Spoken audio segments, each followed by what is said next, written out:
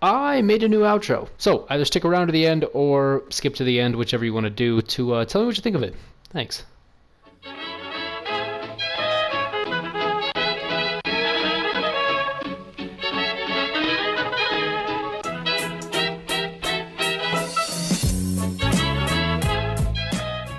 Hey everyone, this is Syntax, and I have been putting this video off for way too long. I am back on my Slenderman the 8 pages map, and after I released this, a lot of people wanted to know how I made him appear, how I made him follow you, what the mechanics were, basically to make a working map that someone else could make in case they wanted to do it. And you know, for a while I said I was going to, and I never did, so I guess that's what I'm here to do today. This video is actually pretty complicated, so if you feel it's a little hard to follow along, don't worry. You're probably not alone, but if you do want to stick around after watching the entire video, you should know exactly how to make a working Slenderman map. So yeah, let's look at it. Basically, there are 5 mandatory mechanics you're going to have in the map to make it a working Slenderman map, and those 5 categories, I'm going to break it down into the following. The 5 categories include page marking, player restriction, Slenderman following you, in quotes, Slenderman dealing damage to you, and of course, the death animation. Let's jump right into it. So, the first mechanic, and arguably the easiest mechanic, is the page marking. Now, I went ahead to the Pirate Cove prop gallery and used one of these as my pages. Let me see if I can find it real quick. I use this as my page, but you can use whatever you want as your page. And you go ahead, and I place this on vertical surfaces, so it was either against a wall, but basically it was straight up and down. Now, I used 4 devices, which include a button, a billboard, a speaker, and a HUD message device, but you don't have to use 4, you can use as little as 2, as long as players know they're marking pages. First thing I did was took a button, shrank it down, made sure you can only trigger it once. I put the delay and reset delay to none, trigger sound disabled, and I disabled it on game start. Make sure you want to enable your buttons based on certain actions, certain areas the players entered into. So for me, this is getting enabled when receiving from channel 1, which is the marker that you have to grab upstairs, but just have them disabled and then be enabled depending on the action you do around the map. Interaction text can be whatever you want. You can have it say mark page. I just put ... because honestly, I really don't know. I just put ... Turn off that visibility, make the interaction radius 0.25, and basically you're going to have this send a signal to whatever channel you're on next in your map. Now, next thing I did was took a billboard and I made it invisible. I turned the background to clear. I turned all the color off, and basically what I did was I put an X. As you can see, it says X right there. It doesn't have to be an X. It can be a slash. It can be a dot, whatever you want it to be, but you're going to want to make sure that the billboard is lined up nice and clean with the page, so it's nice and flush when you mark the page. As you can see, I made it extra large and I actually grew it when I put it on the page as well, but you can pick if you want it to have outline, shadow, whatever you want. Text color, black again. It could be red if you want. Doesn't really matter, but this is going to be set visible when receiving from the same channel that button is sending on. So you push the button, it's going to send a signal that is making the text visible, which is marking the page, quote unquote. It's also going to send a signal to this speaker, which I have set to bump 1, which sounds like this. It's just a pretty chill sound. You can have a sound, you can not have a sound, doesn't really matter. And I also have it sending to this HUD message device that says pages marked 1 of 8. Just to show you guys, here's the marker. This is what is sending that signal to channel 1, enabling that button downstairs, which is going to let me mark the page. And once I mark it, it's sending a signal to channel 2, which is enabling that. You can see the ... right there. It's enabling the billboard. It is sending off the speaker right here, and it is saying pages marked 1 of 8. And as you can see, the X is fairly flush with the page. It might be popping off just a tiny bit, but yeah, you want to make it as flush as possible. So that is page marking. The next mechanic I want to talk about is player restriction. Now, this is an extremely important mechanic in a game that is involving Slenderman, because as you know, you can't animate Slenderman. You can't make him follow you legit, quote unquote. I'm going to get into it later, but if I fly up above the map here, you're going to see an overwhelming amount of barriers, and these all have to do with player restriction. Some of them getting deactivated by Slenderman disappearing, some of them getting deactivated by page marking.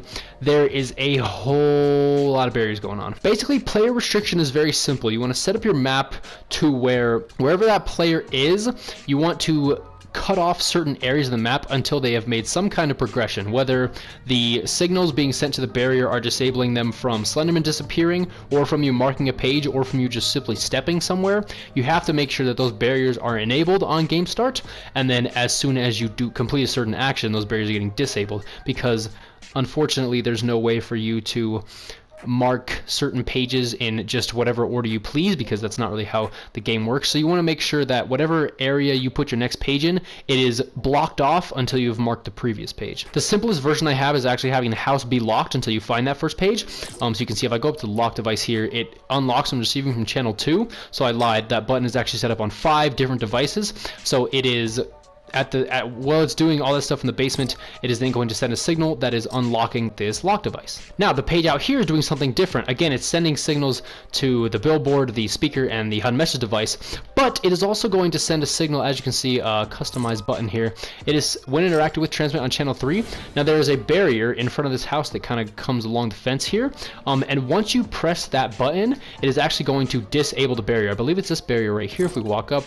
As you can see, this barrier, I set it up so that it blocks it off nicely, and it's going to be enabled on game start, except it's going to be disabled when receiving from the same channel that second page is marked on. So again, player restriction, I'll cover it again when it comes up later in the video, but it is all about setting up barriers, making sure you have certain areas of the map sectioned off so that players can't walk until they've completed a certain task. Now we're getting into the more complicated mechanics of the video, because this is going to also involve player restriction, but we're getting into following, we're getting into dealing damage. So let's go over the following right now, which is of course number 3 on our list. Slenderman following you, quote unquote. Now, as you know, like I said before, you cannot animate props, so Slenderman never actually follows you. Luckily for me, this takes place in a forest. I made the map take place in a forest, and I knew for a fact that I was going to be placing a ton of trees. I also knew that if one of those trees were to disappear, a player would not necessarily notice it, at least playing it the first time through. What I'm trying to say is Slenderman never actually follows you. In fact, there are about 15 of him on the map already.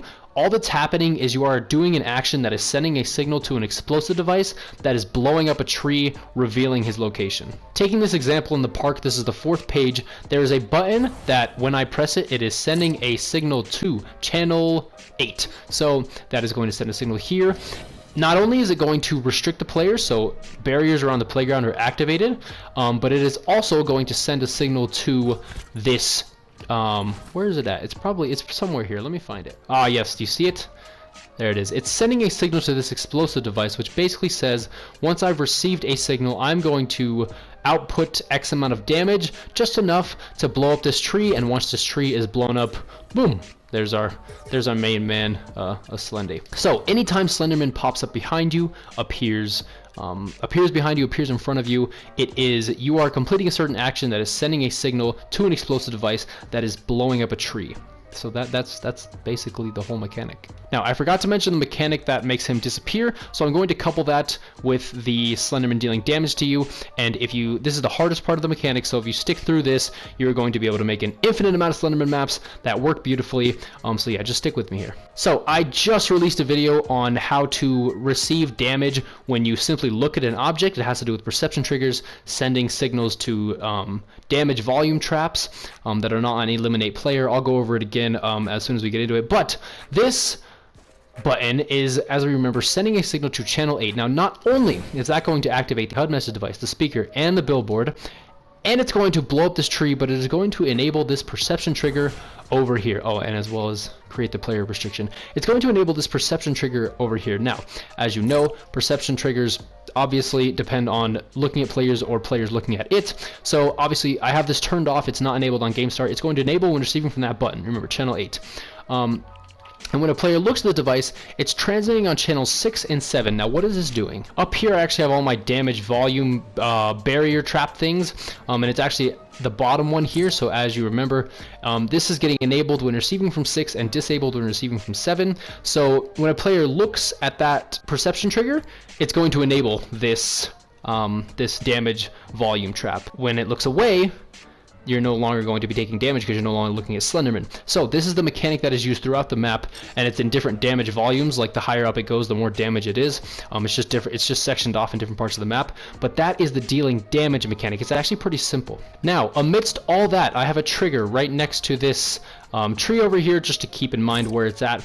And what's happening is this is also going to enable when receiving from that button. Now this is going to trigger when receiving from 7. If you remember, 7 is the channel which is being interacted with when we are looking away from the perception trigger. Now, I use the transmit every X triggers because it is actually important. I have this set to 2, so basically what this means is it requires me to look away twice from that perception trigger in order for this trigger to receive a signal. And once I've done that twice, it's going to send a signal onto channel 9, which is in turn going to, let me see if I can locate it right here. You see that explosive device is going to send a signal to that explosive device, blowing up Slenderman, which makes him disappear. So, just to recap, we're enabling everything with channel 8. We're player restricting, we're turning on the perception trigger. I'm looking at it, I'm taking damage, and once I look away from it, that's once. That is, remember, it's on transmit every 2 triggers. So when I look at it again and look away, that's twice. It has now sent a signal to that explosive device, meaning when I look back, not only is the perception trigger going to be disabled when receiving from that same channel, but Slenderman is going to be gone, and our barrier that was restricting us, all of our player restriction, is also going to be turned off.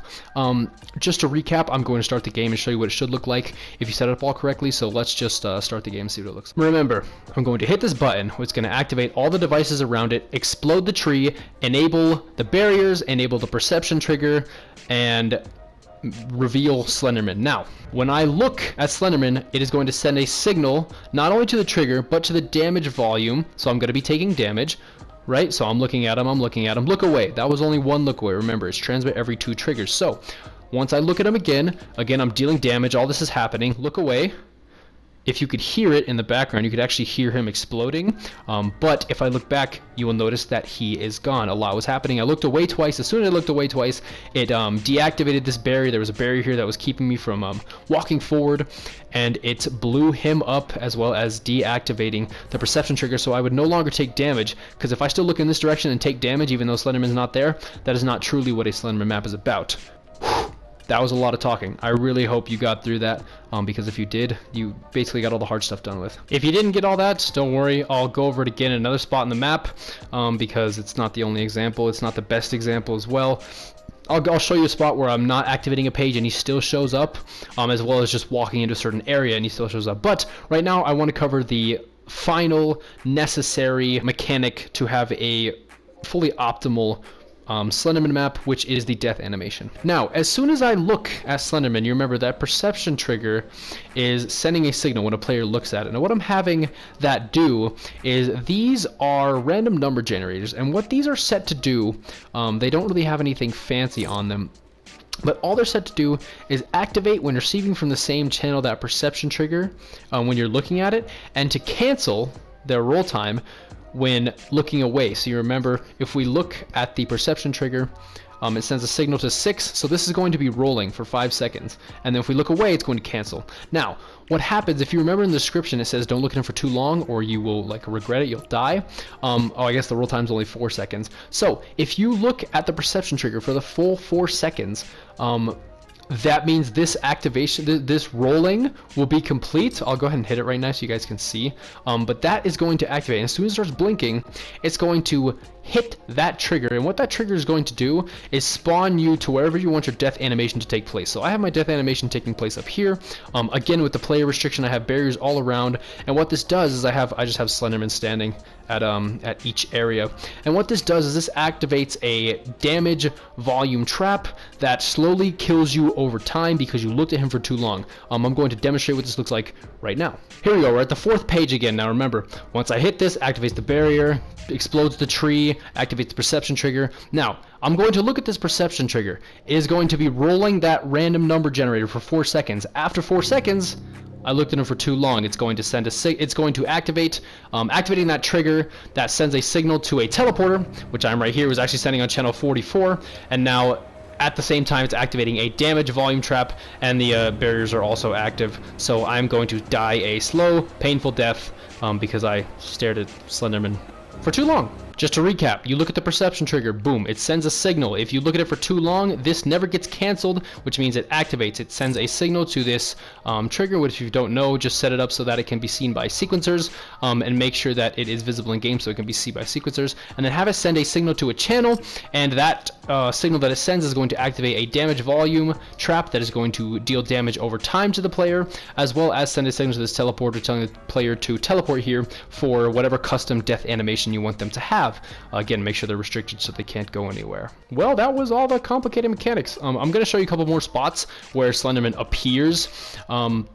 Because it's not just page marking that makes him appear. I want to show you what else is possible if you do it right. So I'm just going to walk you through a couple spots on the map, show you some creative ways I made him appear, and yeah, let's just look at this ending, and you will, by the end, you will have a perfect Slenderman map. So I'm going to head over to where you're just about to get the 5th page. I'm going to have this message that says requires key. So this is the same mechanic as the button, or as the page searching. I'm just using a button to activate or to blow up a tree and activate the barriers around me. There's a whole bunch of barriers that are going to activate as soon as I hit this button, but it's going to activate the perception trigger, it's going to blow up the tree, it's going to do all that. So it'll say you found a key, and if I turn around, as you can see, there's Slenderman standing over there in the light post. I'm kind of like in the way. Yeah, there he is. And again, it's set up to look away twice, and then it will send a signal deactivating all the barriers and blowing up Slenderman, and everything will work beautifully. The hardest part about getting Slenderman mechanics done properly is having 3, 4, 5 devices set up on the same channel, set up on one channel, and making sure everything works, everything gets enabled and disabled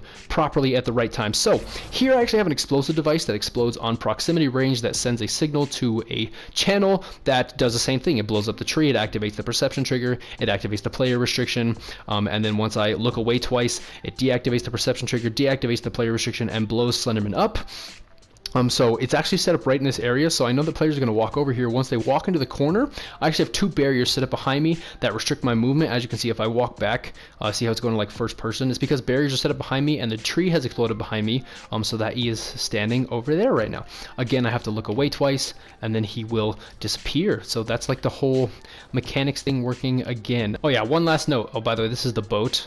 These are all the barriers restricting me once I have found the key. But one last note, make sure that your perception triggers are actually not behind the barriers, so you can see my perception trigger for taking damage from this guy, from this Slenderman, when this tree disappears, is actually on this side of the barrier, because if I put it in the barrier on the other side, it is actually not going to see the player. So make sure you are not placing it past that line right there, or else it will not work. It gets kind of janky because you could technically be looking right here, so you're not looking at Slenderman, but you would still be taking damage. Again, it's not perfect, but following all the steps I showed you and all the mechanics I showed you, walked you through, you should have a fully functioning Slenderman map. Anyway guys, there you have it. That is how you make fully functioning Slenderman mechanics in Fortnite Creative.